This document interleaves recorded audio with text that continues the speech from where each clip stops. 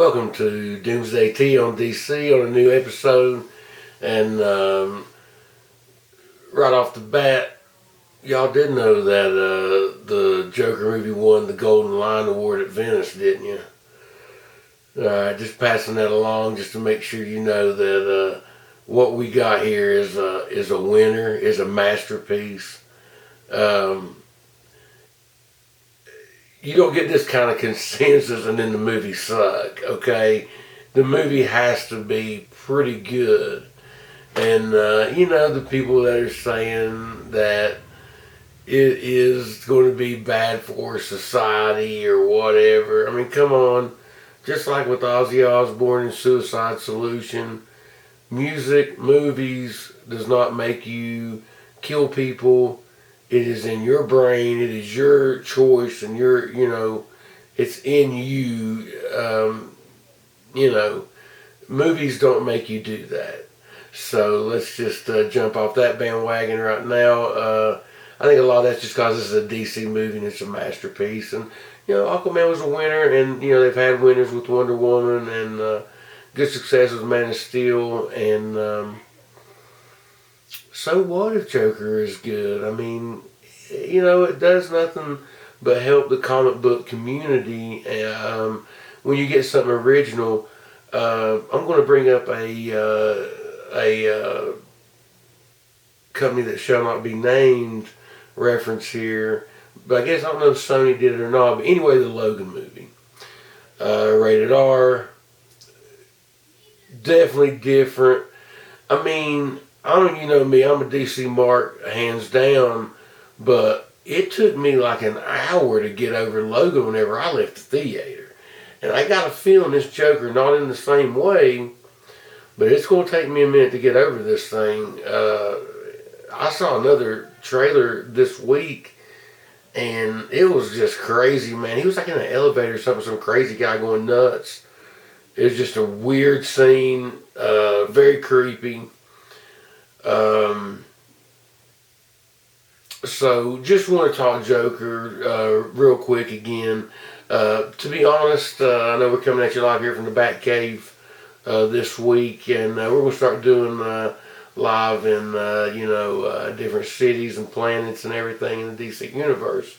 We're going to try it out, and if you're not seeing that, it means I screwed up. So hopefully we're in the Batcave, and we did make it out there in the Flying Fox and everything, landed good, and had a safe trip. What I was going to say is there's just not a lot of news this week. Very slow week. This is going to be, I'm sure, very short. Just wanted to bring the Joker up real quick again.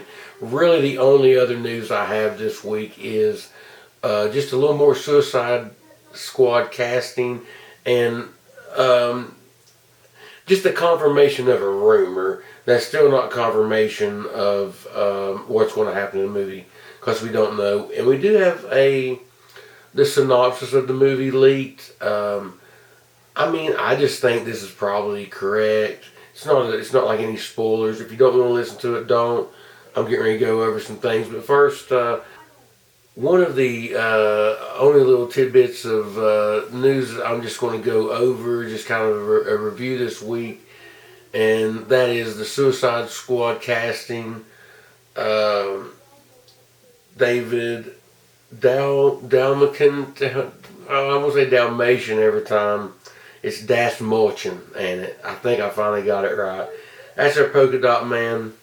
John Cena, I don't think we've been a confirmation on John. Jai Courtney, of course, we know is Captain Boomerang. Joaquin Casio, I don't remember. I don't think we have anything on him.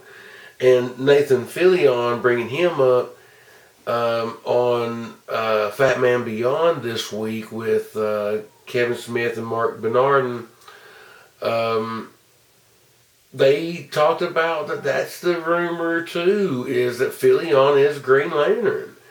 So I'm telling you all, I'm going to just crap my pants if Fillion is Hal Jordan and Idris Elba is John Stewart. That's the rumor I heard. And don't get me wrong, I know Elba is a perfect Bronze Tiger. I agree 100%. And if he's Bronze Tiger, I'll be just as fired up. But if we're getting the Lanterns, if we're getting Hal Jordan and getting Jon Stewart in this, I'm just going to flip my lid. So Filion, like I said, we don't know. It's a mystery casting with him. Everybody's saying he's Green Lantern. We got to get him introduced into this current universe and what we're moving forward with. Why not do a Suicide Squad? And I'm getting ready, after I go through the casting list again, I'll give you my reason why I think that is true. Joe Kinnaman, Mei-Ling Neig, Flula Berg, Sean Gunn, Wanda Bato, Storm Reed, Pete Davidson, Taiki Waititi, Alice Braga, Steve Agee, Tenacious Kajiz, Daniela Melchior, Peter Cabaldi, Julio Ruiz, Jennifer Holland, Viola Davis, we know is Amanda Waller, Idris Elba, like I said, probably Bronze Tiger. I got my fingers crossed on Jon Stewart Green Lantern. Margot Robbie is going to be in it, and Michael Rooker, which I thought was going to be King Shark, but we do know that the Aggie is King Shark in the Suicide Squad movie. So, the other thing that I wanted to bring up about the Suicide Squad movie was the little bit of the plot leak, maybe the synopsis. Amanda Waller sends the Suicide Squad to find an alien monster locked in a prison that was being used in World War II by the Nazis. The monster is now being used by two evil dictators, the mayor and the general. Okay, so just because I think we're dealing in space is why I'm hoping we're getting some Green Lantern stuff. Vandal Savage, probably who we're getting here. We'll see.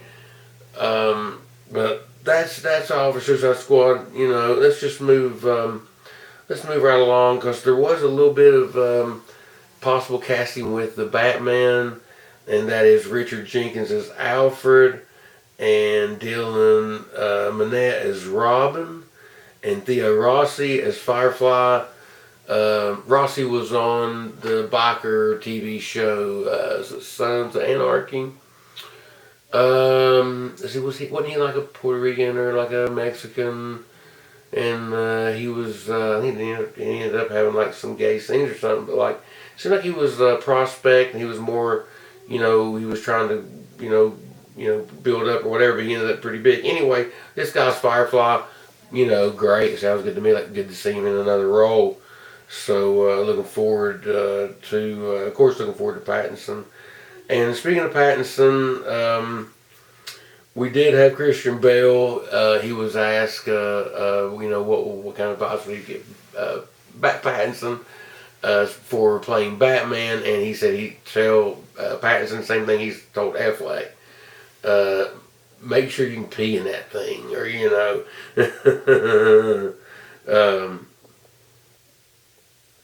make sure you can pee by yourself, I think was the actual quote. So I just thought that was funny that Bale had the opportunity to actually give advice on that character again. And quickly on the Snyder the Snyder Cut news, seems like I can't get away from it. Had a guy, I guess, saw Momoa, let's see, and asked Momoa if so are the VFX done and everything, and Jason said, and he quotes, "Oh man, if I just said these two words, you would freak out. I hope they leak it." And the guy said that his guess was it's ready or it's done. Well, my guess is, in typical Momoa fashion, the two words are heck yeah or freak yeah, it's done. Because he has said that before. So that's my guess on Momoa and the Snyder Cut. And that is going to do it for the news this week. And in comic book corner this week, just going to go quickly over the first volume and arc of the Shazam in 52. I'm going to read the Mr. Miracle, and I have it here right beside of me, ready to read. I think I showed it last time. I got it ready to read, and I will read it. But I've been reading the 52 Shazam, man, and like I said, I think last time, just didn't realize how much at 52, that the current DC Extended Universe and the stories pull straight from these 52 comics. Shazam, the casting for the kids in the Shazam movie look identical to the kids in here.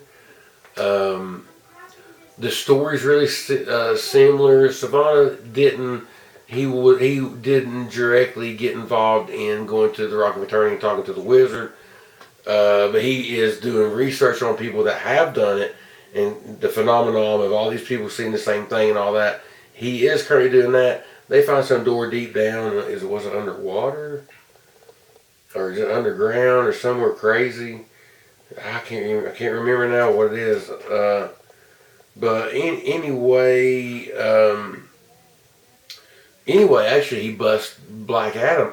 I hate giving spoilers sometime on this, but he busts Black Adam out, and they go over just like in the movie about Black Adam taking out the the 7 deadly sins in Kandak, and then he was trapped there behind that door or whatever, until the new champion is there so he can fight him or whatever. So, of course, Billy Battinson, becomes Shazam. And all that's real similar with the bullies at school and the kids and all that. Not exactly the same, but like I said, the kids look identical. All that's the same. Of course, he fights Black Adam, Savannah, all that at the end. And it's wonderful. Like I said, I don't want to spoil everything about it because I do want you to read it. But they definitely picked, there's even like not the exact running joke with Santa Claus, but there is like Santa Claus in here, and Sandberg definitely pulled from 52. Juan definitely pulled from Throne of Atlantis from 52, and it looks like that Wonder Woman 84 is going to pull from which it was Throne of Atlantis. It was Volume 3 on Justice League 52 in my paperbacks. I don't have it out. I think I went over it last time, maybe, I think. But that's got to be the Cheetah story that we get in the Wonder Woman 84 movie we get in June coming up. So before we close out, I'm just going to go over this, show you it real quick, because I just love this figure, and I've, of course, changed around things in the studio here. And this is the Katana figure, and I've got all the Suicide Squad from the first movie. I got all the 6-inch figures. I got all the Funkos too from the movie, and even got the Killer Croc, which is the build whenever you get everybody. But what I liked about this Katana, and why I bring it up, because figures are figures, and I know I show a lot of just plain figures, and I've got some stuff I'm going to show that's different than that. But what I like about her is how they did her the belt, the sash, belt. You can the sheath of the sword can stay in there, or you can pull it out, like they fit in. Like, this is not the sword's into the sheath. This is the sheath. You can put the sheath into in the same way with the Katana sword here too, the Soul Stealer. But you can pull the sword out of the sheath. Let's get the Soul Killer out, right? You gotta get the Soul Killer out. But they fit just perfectly, and like I said, you can pull these out so you can put them in her hand, like with the sheath or whatever. Or like I said, they fit right down in the sash, man. Real cool figure. She bends at like at the sternum a little bit, which is kind of cool. Which is kind of different for these figures to bend there at your sternum. You know, all the detail down to the jacket, boom, to everything. I don't know if you can see that or not. Um, Even on her pants, everything. I mean, just, you know, perfect. There's a close up of how the swords are if you couldn't see before. Um, you know, just look at the jacket, man. They just really nail it. Really cool figure. Look, I love, you know, love Katana. Underrated, very underrated. Love her in Suicide Squad. Girl playing is perfect. Love her. Looks great. Fits the part. Played the part well. Love the scene with the Soul Stealer. Um, where she's like talking to her husband, you know, in the sword or whatever during Suicide Squad. Very cool part. Love it. But I want to thank you all for watching Doomsday T on DC this week, and coming to you live from the Batcave. I always wanted to come and check out Bruce's pad here underneath the mansion, and I got to ride in the Batmobile. I always wanted to. So y'all be good at it. You know what I mean? And like, share, subscribe, and hit that notification bell if you want to, so you know whenever I do upload, you get a notification on your phone, and you can hear me run my mouth about DC Comics and DC movies because I love it. My passion, and like I said, man, I do this just because I have to get it off of my chest. So we'll come to you next week. Hopefully, have maybe some cool news, and maybe some casting news that's permanent, and like. I don't know, whatever Gun's doing with Suicide Squad, man, if it's got Green Lantern in it, wow, it's just firing me up even more. But we'll see y'all next week. Thanks for watching. See ya.